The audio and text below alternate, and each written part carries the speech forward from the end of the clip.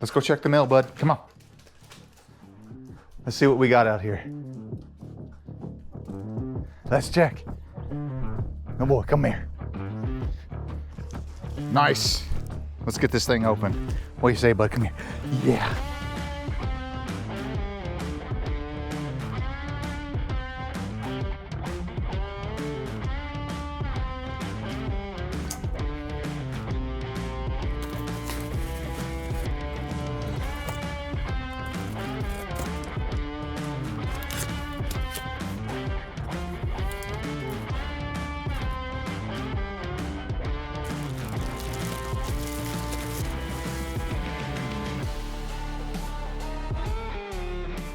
So Lexlon sent us out a set of these Fanglights for the 4Runner. I've got to say I'm pretty excited to get these on here. They feature an integrated DRL that can run either white or amber, and in the box itself you get the lights and you get the wiring harness. So that's pretty much it. These give you a nice clean OEM look with the added benefit of the nice DRL that's on here. So that's it for the unboxing. Let's go ahead and get these things on there. All right, so now that we got this thing unboxed, let's take a look at this wiring harness. We've got a couple different wires. Traditionally, your red and your black are your power and your ground. Your white and your yellow are either going to be your indicator or daytime running light. And then this blue one, I'm not exactly sure what this one is. We're going to have to do some testing and figure it out, but we'll check that out when we get to it. Now, as far as tools go for today's install, we're going to need a ratchet, an extension, a 10mm socket, and a trim puller. If you don't have one of these, I'll link a little kit in the description below. They're pretty inexpensive and they're handy to have. And then last but not least, you're going to need these hands. So let's go ahead and start getting this thing on here. This plastic trim piece out that surrounds our fog light, we have to actually take the entire front bumper off. So in order to get the front bumper off, we've got to do some work under the hood. So let's go ahead and take a look and see what we've got to do. Under the hood, we've got these 13 little button clips. So all we have to do is push it in, you'll hear a little click, and then you pull these guys out. I recommend keeping these in an area where you won't lose them because it's a little bit annoying if you have to buy any more of these. You don't want this thing rattling as it's going down the road. So I'm gonna go ahead and take these out and then we'll move on to the next.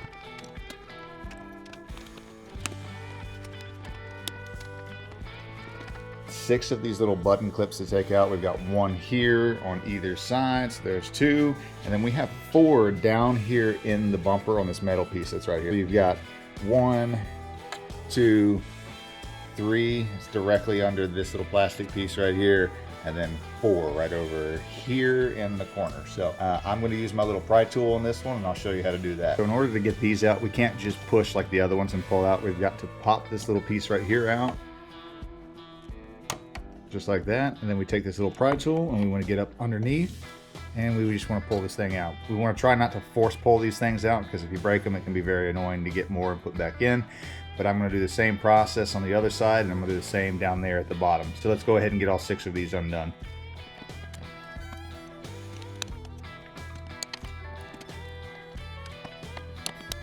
Now that we've got all of those clips undone, we want to go ahead and take this 10mm bolt out right here by your hood release. So let's do that real quick. Since my 4Runner's got the sensor in the front as well as the off-road camera, we've got to disconnect a few more things inside of the hood where we were just working. Come in here and disconnect those 2 bolts. They're directly underneath this hood release right there on that little bracket. But in order to do that safely, I've got to disconnect the camera and I've got to disconnect the sensor. Both of those are right here. So I've got one that's right here that I got to disconnect, and then I've got another one that is Bueller, where'd you go? Oh dang Bobby. Ah, there she is. She's way on down there. So let's see if I can get the camera down in here. We've got this one, let me get some more light. And we've got to disconnect this guy right here. So I'm gonna disconnect that one. I'm gonna disconnect the camera sensor over there. All right, so I have managed to get the most impossible shot ever. I'm gonna show you how to disconnect this clip because it took me a minute to figure it out. But we wanna reach down in here, give me a second, stabilize camera. There's a little pin right here. We want to push in on that, and then we can just disconnect this guy right here. So hopefully that shot turned out pretty good. It's kind of difficult to see, but there you go. That's how you disconnect that one. Same deal on this side. You've got the little piece right here that you're going to pinch, and then you're going to pull this connector up. I'm going to need 2 hands, so I'm going to drop the camera on this one, but I'm going to push this piece in while pulling this piece out, and it should disconnect. So now that we got done with the funky angles and I finally got some use out of my macro lenses, we're going to move back up here to where the hood release is. And these 2 bolts that are right down here, we're going to use our 10mm and we're going to get those out. So I'm going to take those out and we'll move to the next step.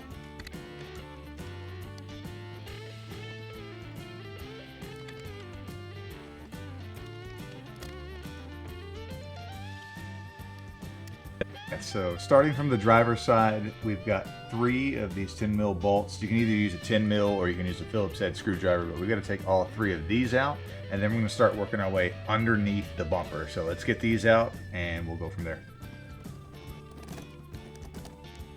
All right, so I decided that the wrench was going to take too long, so I'm going to go ahead and move to my Phillips head here. So I'll add this to the tool listing at the beginning of the video, but this is just going to make this process just a little bit faster and easier based off space.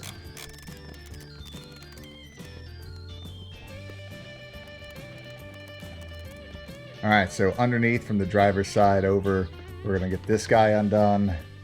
We're going to get this guy undone. And then we're going to have to switch back to our 10mm socket wrench to get some of these out, but we're going to work our way all the way from the driver's side to the passenger side. I'm going to go ahead and get those out.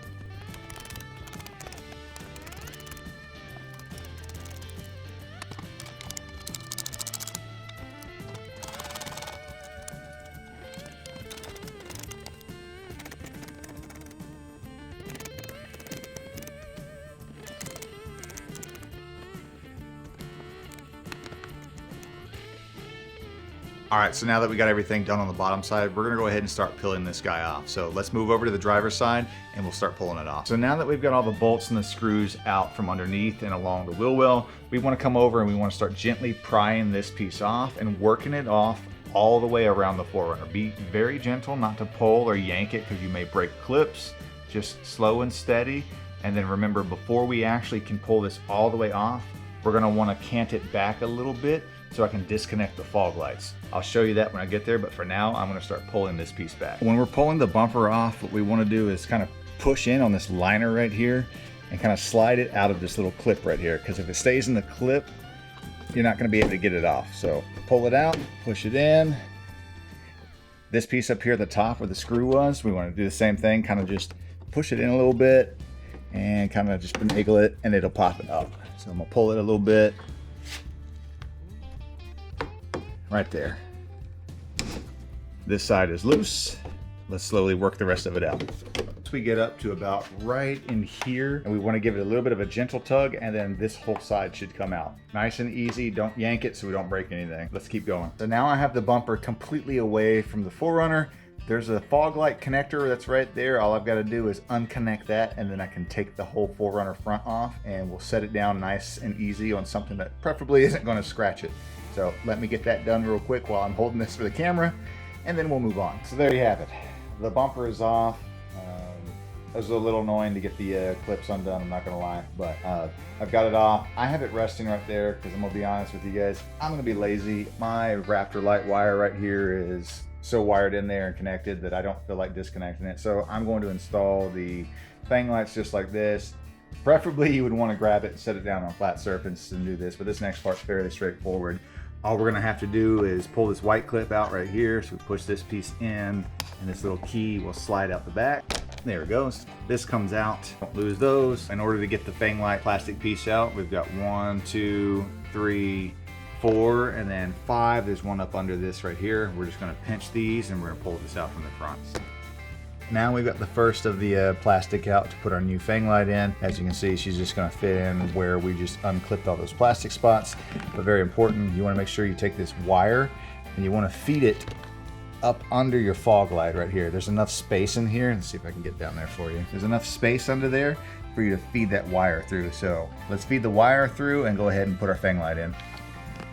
All right, you don't have to be too rough with this when you're putting it back in. Just gently put it in and it should click right into place. So, boom. There is the first of the Fanglights done. I'm gonna go ahead and do the other side and then we'll talk about getting this back on here and doing some wiring. Story time. So, since the last clip you saw, I've been testing wires, trying to figure out exactly which wire does what.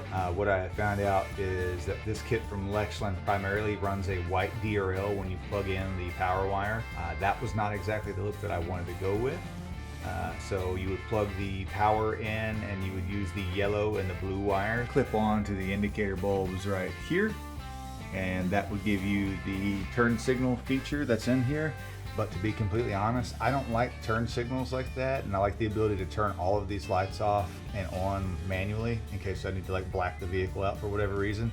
So what I've done is some testing, and I found that if you want just a solid orange DRL or the amber DRL here, you have to do the wiring a little bit different. So let's look under the hood real quick. So this is a bit of a mess, but bear with me. It will not look like this when I'm done. I won't have wires stretching everywhere. But what I've done is, since I want the amber DRL only, I don't really care about the indicator feature.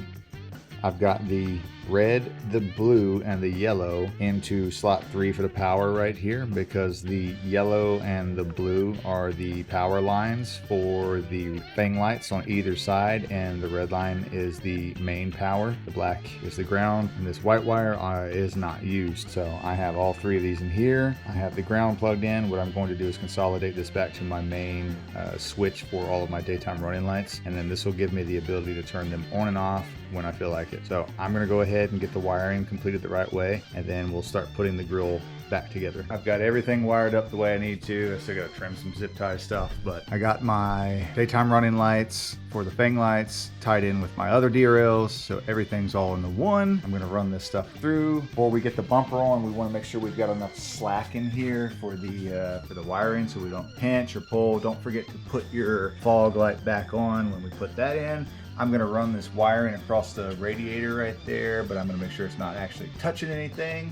And then out here on this other side, it's gonna pop up right here, and it's going to connect into the new Fanglight down there. So I'm gonna go ahead and get all of this stuff put back together, and then we'll check it out. So all the wires are done.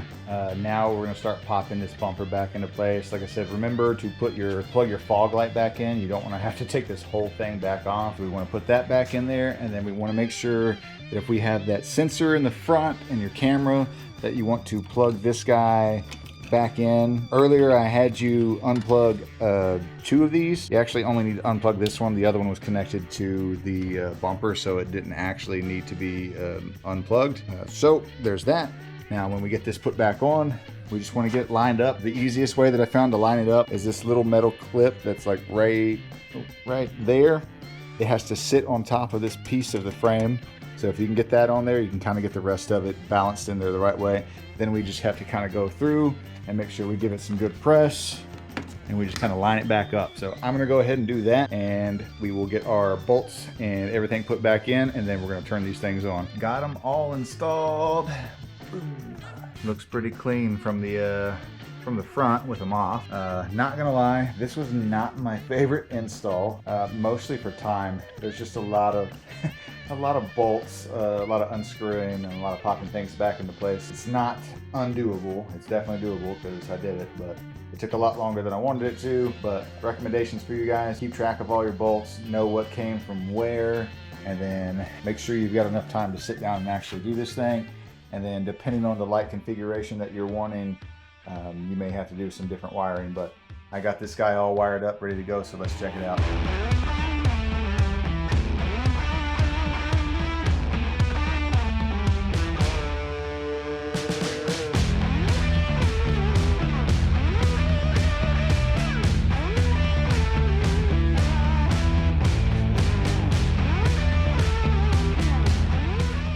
That brings us to the end of the video.